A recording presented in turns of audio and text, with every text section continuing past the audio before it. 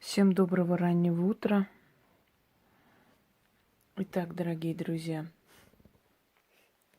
может быть, название этого ролика вас удивит, вырвать из лап смерти для всех, но я вам сейчас объясню. Дело в том, что снять проклятие на смерть или спасти от смертельной болезни или убрать силы смерти, это под силу только практику. Вы не имеете никакого права это трогать.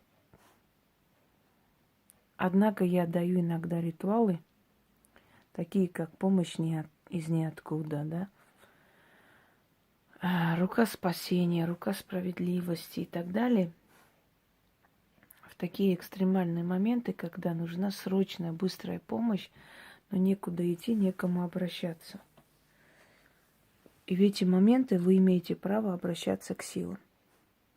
Даже к темным силам, к которым обращаются, в принципе, только практики. Но только в такие моменты, когда вы понимаете, что смертельная опасность угрожает вам или любимому человеку, или пропал ребенок, вы переживаете, чтобы с ним ничего не случилось, чтобы он не попал в лапы какого-нибудь серийного убийцы, маньяка, какого-нибудь выродка, чтобы он выжил, остался жив. Может быть, ваш супруг работает, скажем, в определенных структурах, например, СОБР, например, ОМОН, спецназ. Вы знаете, что он подвергает смертельной опасности каждый день. Вы что-то предчувствуете, или вы не можете выйти на связь. Может быть, он в горячих точках, может быть, он на границе стоит, может быть, он работает инкассатором, и вдруг связь пропала с ним. Дорогие друзья, издревле ведьмы давали людям определенные работы, определенные заговоры, и это передавали из семьи в семью, из поколения в поколение такие спасительные заговоры, скоропомощники, которые могли в критическую минуту помочь человеку. Даже если человек, скажем так, ранен, даже если в него выпустили целую обойму, даже если его повели убить, даже если, не дай боги, что-то с ним случилось в дороге, что бы там ни было, человек оставался в живых, потому что определенная вызванная сила приходила на помощь и спасала его. После того, как вы получили помощь силы, вы должны откупиться от этой силы. И недостаточно просто вынести монеты, свечку зажечь и так далее. Нет, дорогие друзья. Потому что в этом случае, если жизнь спасена, если вы действительно узнаете, что реально так и было, что да, была смертельная опасность, или человек попал в аварию, и врачи не давали надежды, вы тут же попросили о помощи, и вам помогли, вы должны отдать что-то ценное. Подарить что-то ценное кому хотите. Просто подарить что-то ценное и при этом говорить: отдаю, откупаюсь за спасение от смерти. Такого-то, такого-то, или себя. То есть пострадать в материальном плане, отдать что-либо. Не забудьте это делать, потому что в следующий раз, когда вам понадобится спасение, эти силы вам не помогут. Это взято из армянской магии, из древнеармянских поверий, некого черного дива или дева Аждака, которого призывали в экстренных таких случаях, потому что считали, что он есть сводный брат смерти. Так его называли. Почему так считали? Ну, согласно легенде, считается, что матерь или сила, родившая смерть, родила от разных сил двух разных детей. То есть одна из них стала смертью, другой из них стал стражником ворот. И эти ворота открываются, когда новая душа приходит в потусторонний мир, да, умерший человек. Видите, как они поднимаются? Вот смотрите, смотрите. На 6-й минуте вот буквально поднимаются и летят по одной траектории, сверкая. Ну, я не удивляюсь, потому что, как Яна сказала, моя квартира и кладбище, и морг, и потустороннее место, и что еще, и музей, и все в одну кучу. Здесь столько предметов, переданных мне от умерших людей. Здесь столько вдовьих платков, здесь столько волос умерших, здесь столько вещей ушедших ведьм, здесь столько черных икон прошлых ведьм и так далее, что неудивительно, что здесь очень много потусторонней силы летает. Ну, если обычный человек это пугает, и я к этому привыкла.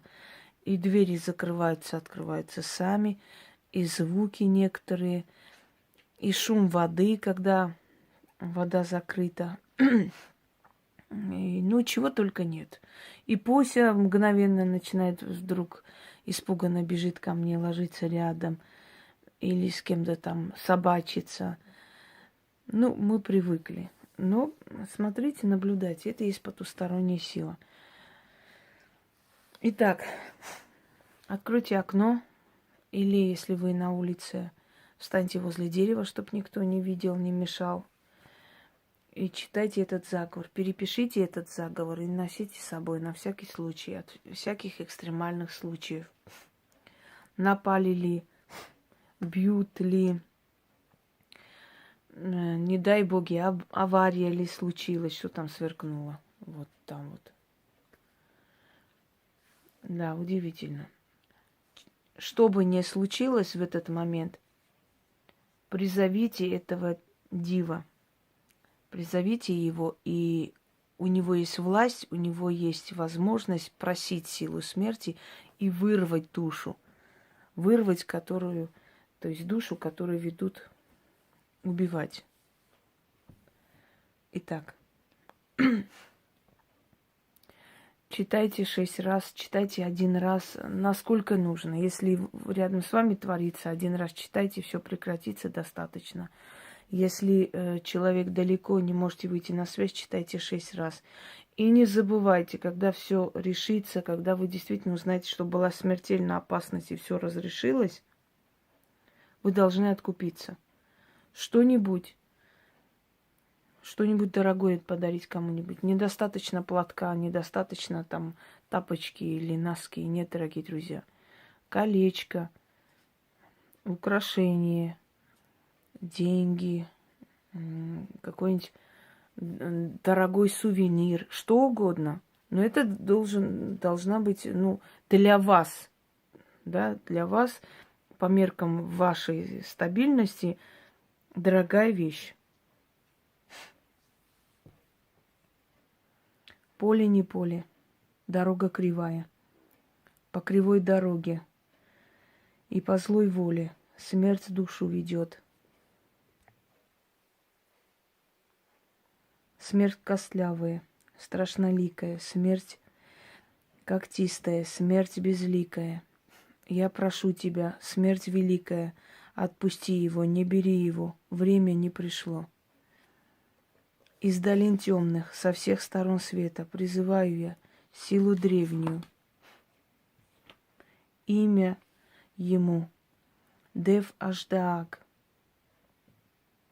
Он стражник врат, он смерти брат, он власть свою пусть применит, душу его пусть отмолит, вырвет у смерти душу из лап, вернет назад.